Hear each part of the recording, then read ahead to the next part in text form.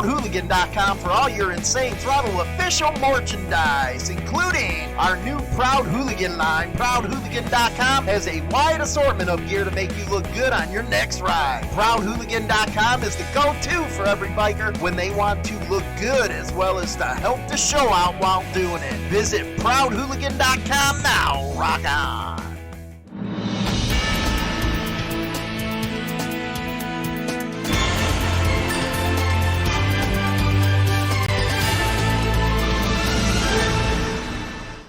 And how you guys doing, ya hooligans? Welcome to Motorcycle Madhouse Morning Mayhem. It's episode 440.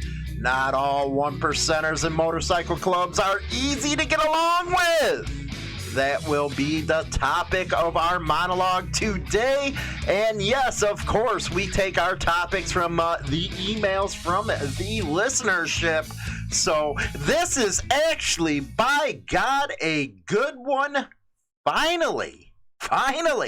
You know, I had one or maybe two that were good ones, not going out there beating on clubs or beating on me. This is an actual good one that is very on point, and I'm glad to be able to share this one with you.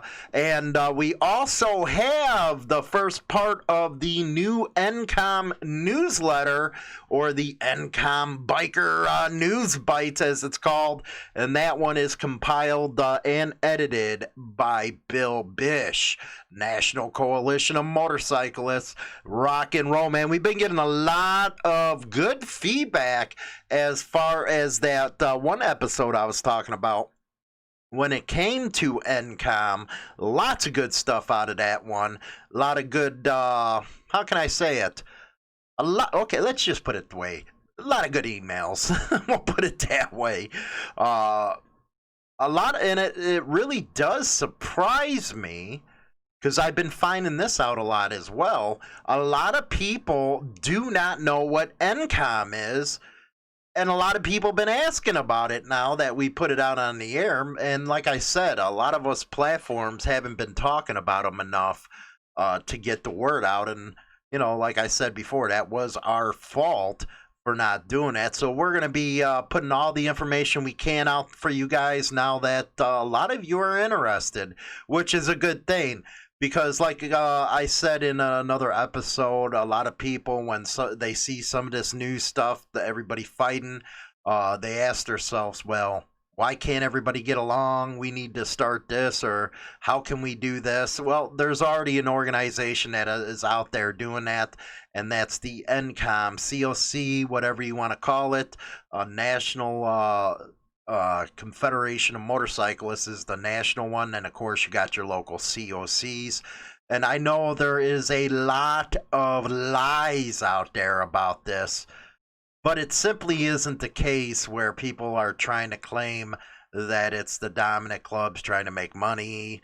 That's something you would hear from the Leos, or the Alliance of Law-Abiding Bikers. Yeah, that's something you'd hear from them.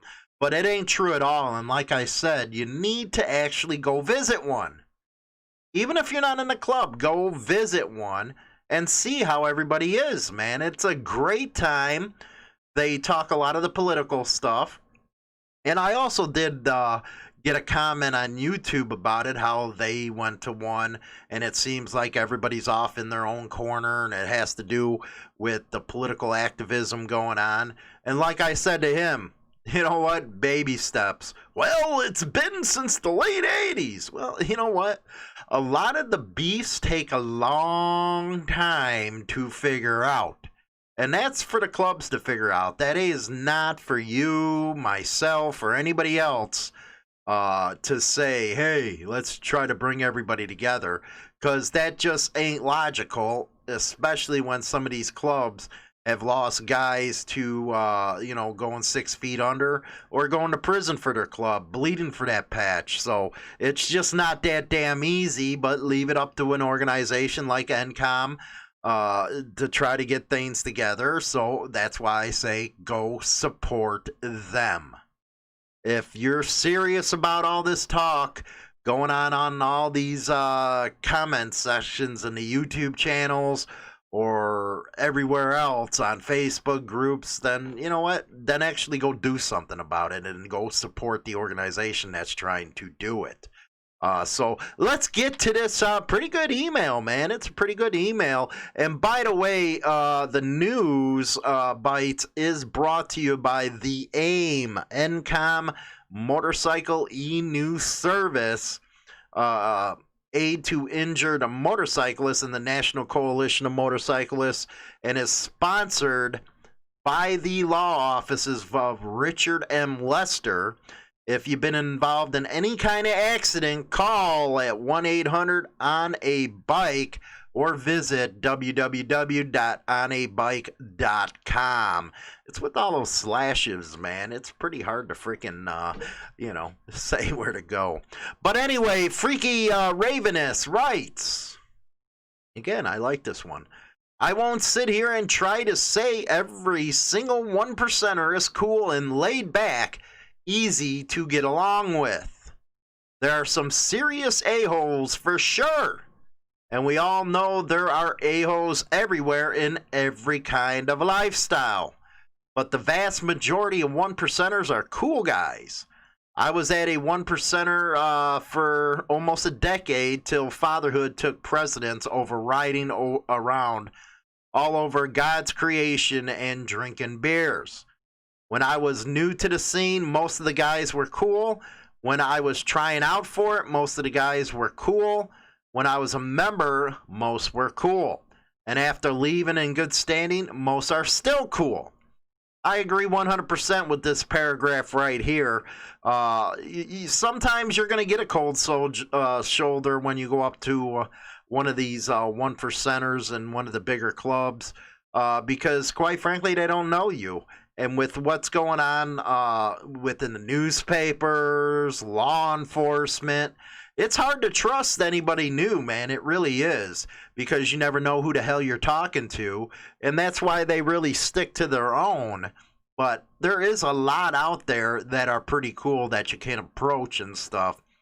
I'd have to say it's easier to approach one of them than, say, a Leo in a Leo club. Because the Leo club ones, they just got their nose up in the air. But 1%ers are, pretty down to earth is what I've found. So I have to say, man, I really agree with all of this paragraph right there.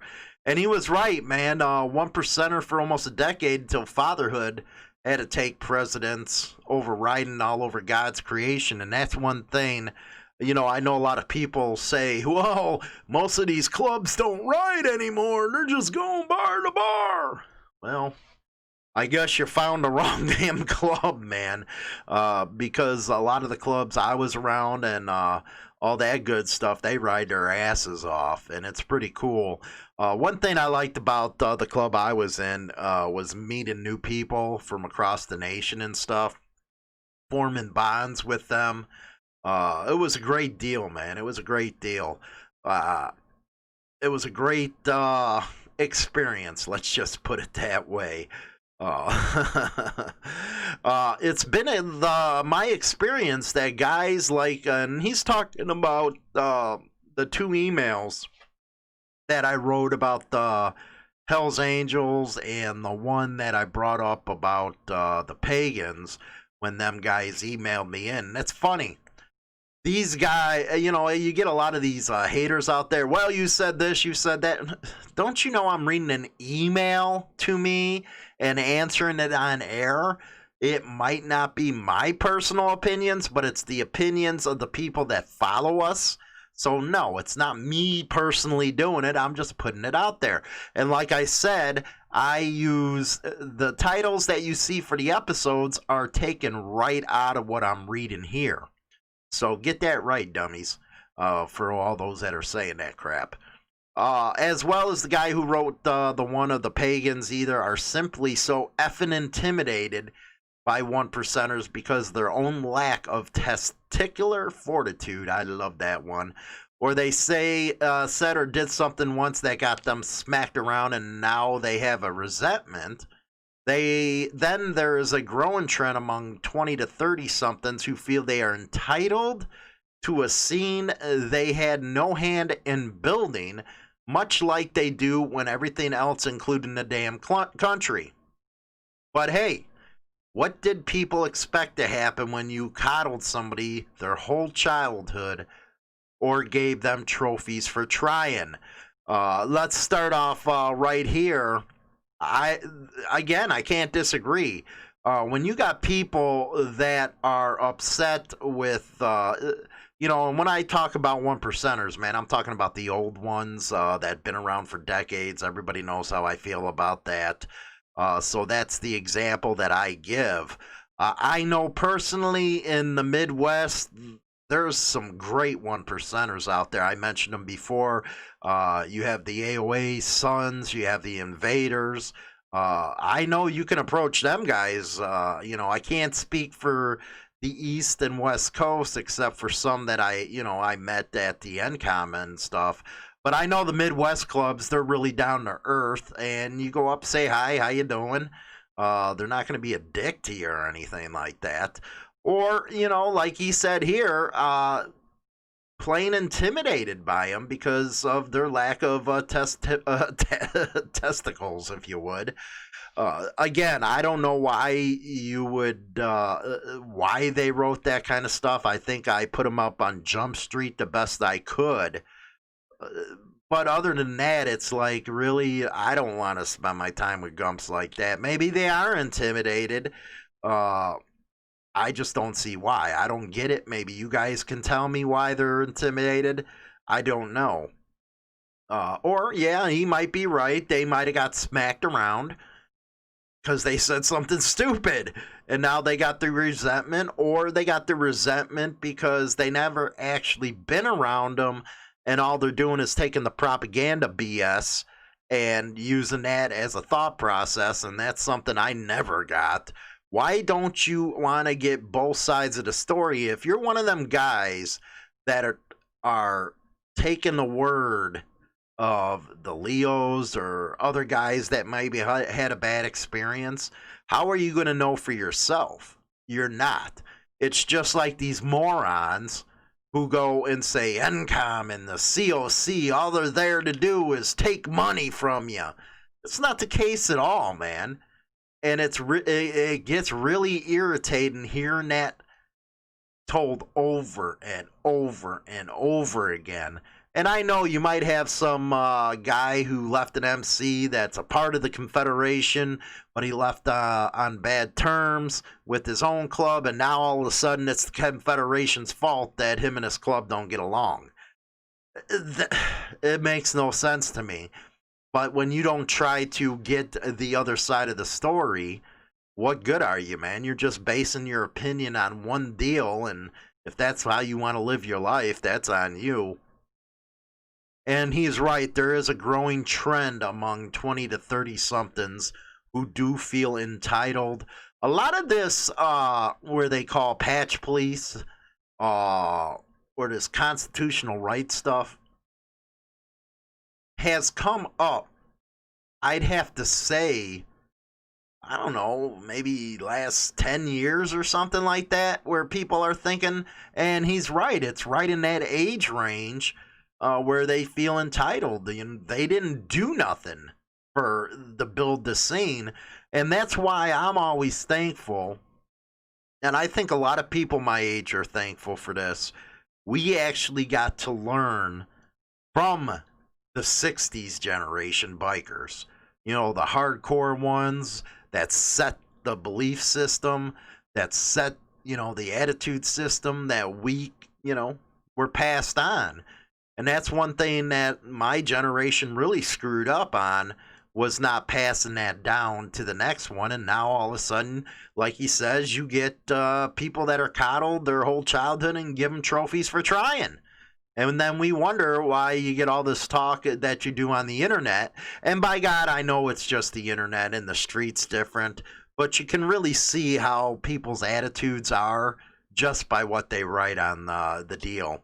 One percenters built the biker scene, not all of it, but a big part of it. And what they didn't build, they certainly inspired.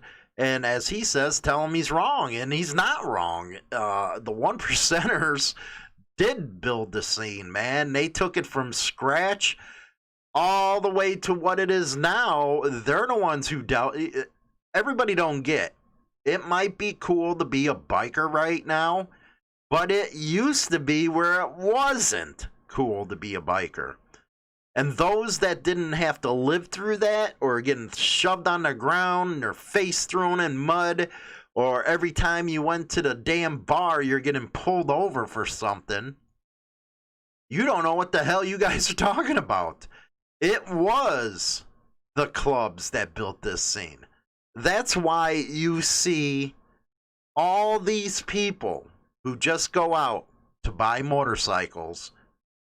They want to get a patch right away. They want to play that part. That's where the problem's coming in. And by the way, I know you guys, a couple of you asked me about that email address to that website that's real old, that a lot of motorcycle clubs go through, and it's still in the description box. You to go there if you want to know about protocol or any of that stuff. It's over on that site, man. So, and a lot of clubs do use that site, so you know. But I can't disagree, man. You have everything from Hell's Angels, you have the Outlaws, Ditos, Mongols, the Sons, Invaders, Force, all of them, you know, Iron Horse, all those clubs that inspired what you see today when people want to just, throw on that patch. And if you look at that one article on the website where he talks, why would you want to start another one? Because there's so many around you that it does turn them off a lot. Let's see here. Even people who've never joined a club dress and act in such a way that they are easily mistaken for outlaw bikers. So true. So people admire them enough to imitate them. And it's been that way at least the entirety of my lifetime. And he's 40. You're the same age as me then. You know what's up. Look, it's simple. There's our do's and don'ts. I've never seen even the most a-holes of 1%ers start shit with civilians without some sort of provocation. And you know what? I haven't seen it either. It's like dealing with wild animals. Leave them alone and they will leave you alone. Of course, there are some exceptions, and sometimes crap happens. But there are guys who have been done hard time, lost their lives, lost their families.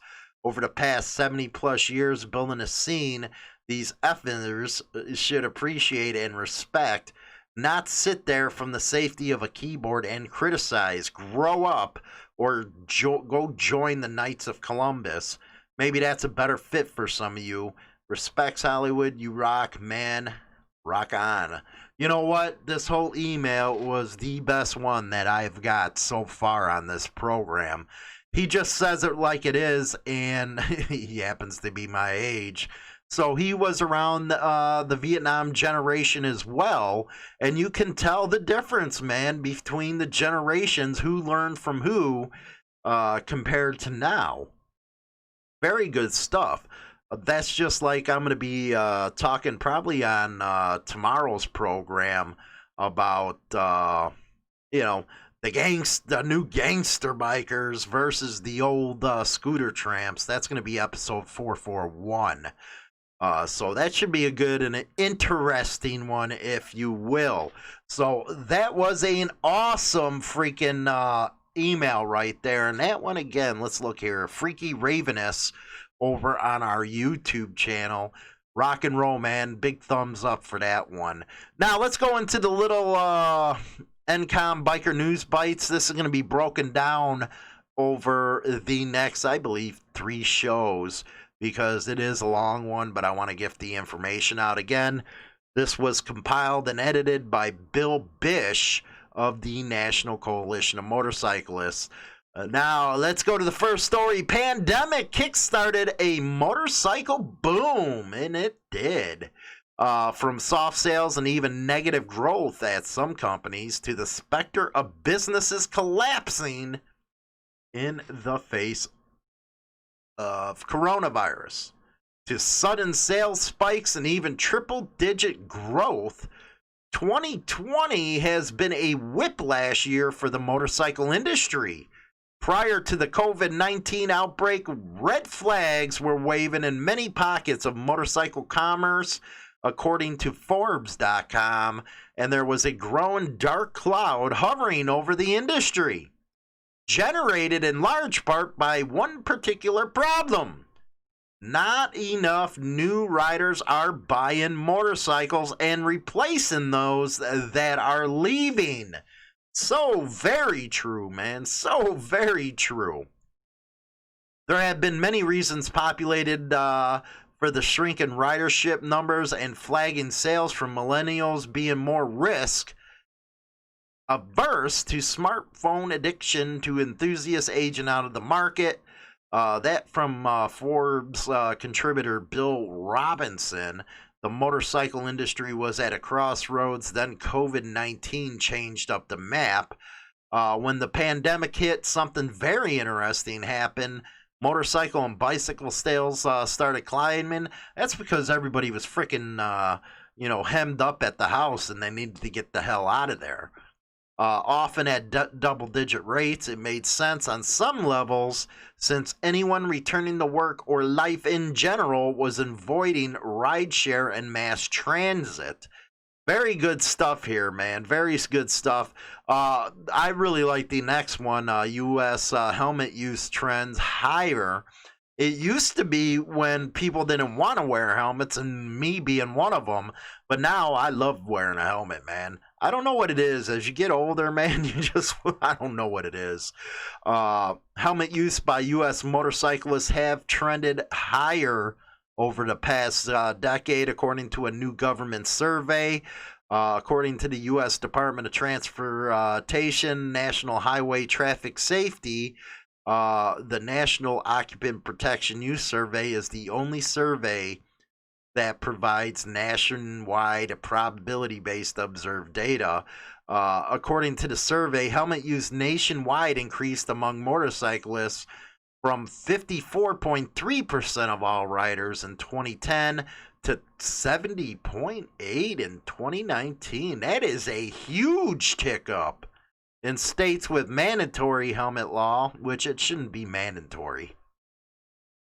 Choose what you want to do, but it shouldn't be mandatory. That's just what I think. Helmet use among riders was at 89.2%, while in other states, those only require helmet use for specific riders. That was 56.5%. On a regional basis, riders in the West helmeted up most often, with helmet use noted at about 83.7%. The South was 74.6%, 74.1% in the Northeast, and the Midwest, yeah, you gotta love us Midwesterners, man, 43.4%. And then it goes in the two, the second passenger and all that stuff. You can read that report online. It's the NHTSA report on helmet use trends online. So you can go take a look at that one. But that's the first part of the NCOM newsletter for you guys. But we're going to go to a quick break, and then we're going to hit the biker news. Over to ProudHooligan.com for all your Insane Throttle official merchandise, including our new Proud Hooligan line. ProudHooligan.com has a wide assortment of gear to make you look good on your next ride. ProudHooligan.com is the go-to for every biker when they want to look good, as well as to help the show out while doing it. Visit ProudHooligan.com now. Rock on. Hi, I'm James Hollywood Machikari. Join me Monday through Friday for Motorcycle Mayhem Morning Show on YouTube Live, Facebook, and all major podcasting platforms where we talk about all the major biker news going on in the scene. Rock on! Get your most unbiased and trusted biker news now at HarleyLiberty.com. Founded in 2012, Insane Throttle Biker News has been the place that all bikers come for what's happening in the scene. Go over now and bookmark HarleyLiberty.com. Rock on! Hi, I'm Hollywood. And I'm China Doll. Listen to the Hollywood and China Doll Evening Show, 7 p.m. Central Standard Time on Spotify, Apple Podcasts, and all major podcasting platforms. And don't forget to subscribe to our brand new YouTube channel. Rock on!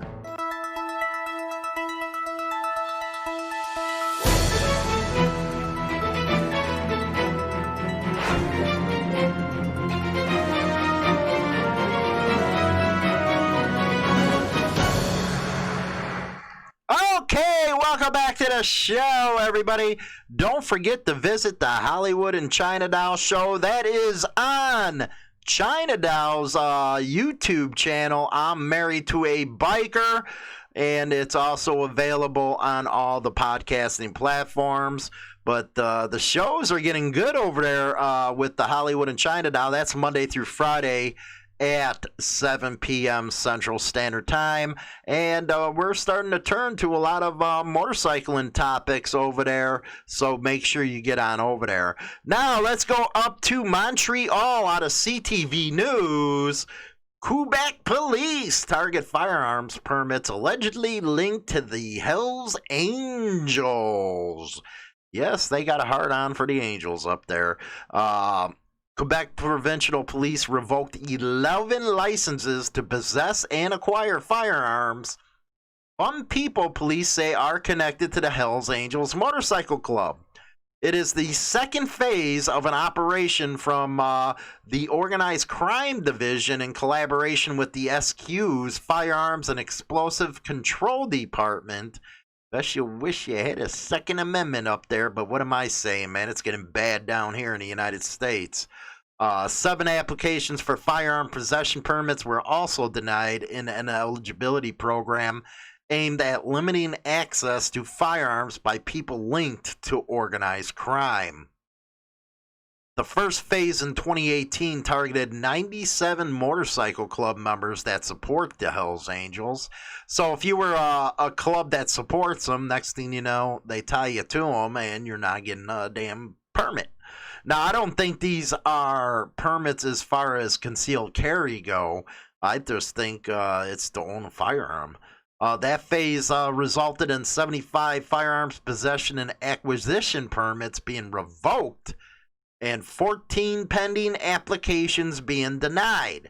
Quote, this large-scale project is a first in Canada in the context of gun control and shows members of support groups that their allegiance to organized crime has a direct impact on their privilege to have a possession acquisition license for firearms. Man, it's a sad state of affairs, man, in Canada and Australia. Why would the citizens give up their right to bear arms? Look at all the freaking draconian stuff that's coming out of there. Now, let's go over to 7news.com in Australia. It is heating up. Everybody knows that we've been covering that killing of Nick Martin. International law enforcement, it has now been brought in as the manhunt for killer continues. Yeah, it's not getting no joke over there, man. They're even offering a $1 million reward going on. Quote, I can't go in the agencies, but it is fair to say that the WA police have engaged international partners. The International Criminal Police Organization, or Interpol, is among those agencies. Interpol manage 18 police databases with information on crimes and criminals, from names and fingerprints to stolen passports, accessible in real time to countries. Martin was shot dead at the Kwinana Motorplex in Perth in front of hundreds of fellow spectators. It's believed he was shot by a sniper. It's believed the gunshot fired from a distance killed the bikie and injured others, including a 5-year-old boy. Yeah, once you start hurting boys and stuff and girls that young, they're going to get on your ass. The boy was treated for minor injuries. Police are fearing the shooting could escalate tensions between rival motorcycle gangs. And like I said, they are offering a huge reward. That over from Oz. Now, the TribLive.com. A man is ordered to stand trial in shooting outside of a Leechburg tattoo parlor. And if you're over on the radio, you can come over on YouTube or Facebook. Check out the picture. Allegheny Township man accused of shooting two men outside a tattoo shop last month was ordered to stand trial after pleading not guilty during the preliminary hearing. Chad Goldstrom, 37, was charged last month with attempted homicide, aggravated assault, simple assault, and reckless endangerment in connection with the shooting of Brian Oss and Justin Shook. An additional charge of carrying a firearm without a license was also filed. District Judge James Angring ordered Goldstrom to stand trial in the case and denied a request to lower his bond. He's now at 200 G's. The Armstrong County District Attorney Katie Charlton called 4 witnesses to testify at the preliminary hearing. Neither Shook nor Oss attended. A criminal complaint filed in the case said Oss was paralyzed and in critical condition at Allegheny General Hospital in Pittsburgh. The attorney, Wendy Williams, said the client was acting in self-defense when he shot Oss and Shook. They're not naming what club they were in or any of that stuff, but the case has been turned over to the state police. Trooper Michael Graham said investigators were able to determine members of a motorcycle gang were on Market Street at the time of the shooting. He was unable to say what gang members were doing there. That right there out of the TribLive.com. Now back over to Perth. Yes, we got to go over there, man. They acting a fool again. Alleged Banditos bikie remains behind bars, charged with attempted murder south of Brisbane. Jared Kevin Anthony Brown, 32, was charged with the attempted murder of the man, 53, at his property south of Brisbane last month. The incident left the alleged victim in an induced coma at Princess Alexandra Hospital. He's also facing charges of entering a dwelling with an intent and a contravening an order about information necessary to access information. There was no application for bail. The magistrate, Claire Kelly, adjourned the matter to February 10th. Police alleged he was from Schraler Park, seriously assaulted the 53-year-old victim by slitting his throat. Yeah, that seriously assaulted him with the sharp incident. He was rushed to the hospital and all that good stuff. But yeah, I think it was, yeah. Anyway, a little bit more on this. The Hells Angel, Dwayne Brakovich, fined for a Scarborough fight with the murdered ex-Rebels chief Nick Martin. A lot of stuff that keeps coming out on this story. He was only fined about $800 for a violent public fight with the former Rebels gang boss who was murdered. Security was tight and there was heavy presence in the Perth Magistrates Court for the appearance of Dane Bracovich on a charge of fighting in public in circumstances likely to cause fear. It was captured on CCTV, but moments later the violence erupted when he was with Bracovich repeatedly punching Martin. And you guys talk about the tattoos on my face. My God, a little overboard there, bro. He is seeing a psychologist, and his lawyer said nobody was seriously injured during that, but he was seeing a psychologist, I guess. Mr. Gardner also said his client, which is his attorney, it looks like, was now going to be subject to an order banning him from licensed premises. Yeah, there you go. That was about that fight. Choreographs, Wall of Shame. Here we go. Ex-Hamilton police officer arrested. Oh my God, child seduction. Go figure. A former Cannleton police officer is out on bond facing child seduction charges. 30-year-old Kyle Lookring was arrested after a 4-month-long investigation by Indiana State Police. Troopers say Lookring is accused of seducing a female under 18 years old back in June while he was still a police officer. Troopers say he resigned from the force. He was arrested today and taken to the Perry County Jail, where a former Cannleton police... Yeah, we heard you already. Jesus Christ with these people, man. Hi, I'm James Hollywood Machikari. Join me Monday through Friday for Motorcycle Mayhem Morning Show on YouTube Live, Facebook, and all major podcasting platforms where we talk about all the major biker news going on in the scene. Rock on!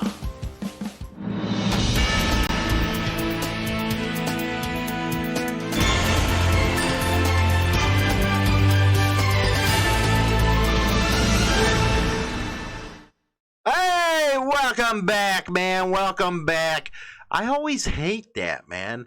With the Leo, they end a lot of the stories in the Wall of Shame is like, really? It has to do with child seduction or child molestation. It's like, man, where are you guys getting off on that stuff, man? You freaks, and you deserve a lot more than what you're getting. I can tell you that. Throw them in a room with the parents is what I say. Hopefully you guys liked that monologue earlier on in the show. That was actually the best email that I received. And you got to remember, man, when approaching a 1%er or something like that, just be cool. They're just like any other freaking man. Just be a man and have some testicles. Say up, say hi, give, you want a beer or something like that. But you don't have, I'll continue to read your emails and pick which ones to put on the show. But you really don't have to be a dingbat, man. You could talk about something other than how bad they are. And maybe why don't you talk about some of the good that they do? Tomorrow's episode, we will also continue with the monthly newsletter from NCOM. A lot of good stuff there.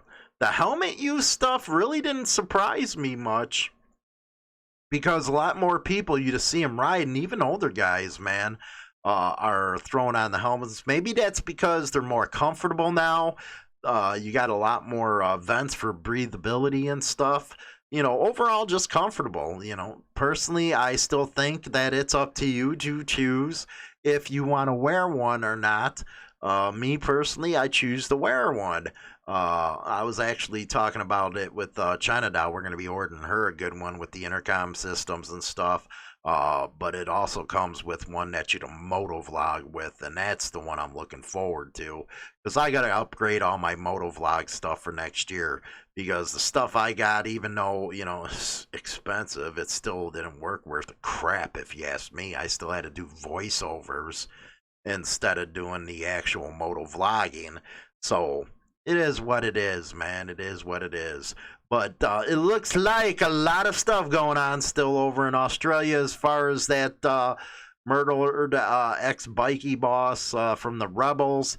They're trying to shut that down real quick. They're trying to get it solved. That's why they're offering $1 million, because it's just going to keep heating up over there, man.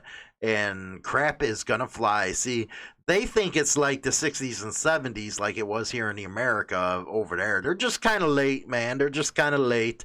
They're way behind what we used to do. So, hopefully, things get worked out over there, because their rights are getting hit hardcore, man. Hardcore over there.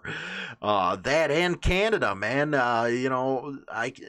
I guess your government is full of lefties, man, where they just want to take every damn freedom you have away from you. And I kind of feel sorry for you, just like I do a couple of the states here in the United States.